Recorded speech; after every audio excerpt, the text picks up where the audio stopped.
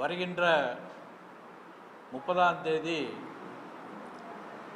திருப்பரங்குன்றம் மலை மீது தீபத்தூணில் தெய்வம் ஏற்ற வேண்டும் என்று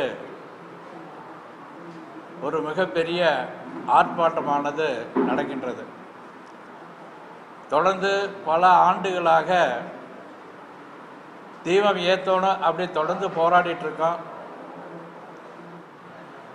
ஏற்கனவே 80 ஆண்டுகளுக்கு முன்னாடி வரைக்கும் தீபம் அங்கே ஏற்றி சென்றிருக்காங்க. ஏதோ ஒரு காரணத்தினால முஸ்லீமுடைய ஏதோ ஒரு பிரச்சனை காரணம் காமிச்சு தடை செஞ்சுருக்காங்க. இன்னைக்கு வரைக்கும் அந்த தடை இருக்குது. இந்த அரசாங்கம் இந்துக்களுக்கு விரோதமாக இருக்குது. அதனால் இந்த கோர்ட்டு தீர்ப்பையும் கூட இவங்க சில நேரத்தில் மதிக்கிறது இல்லை.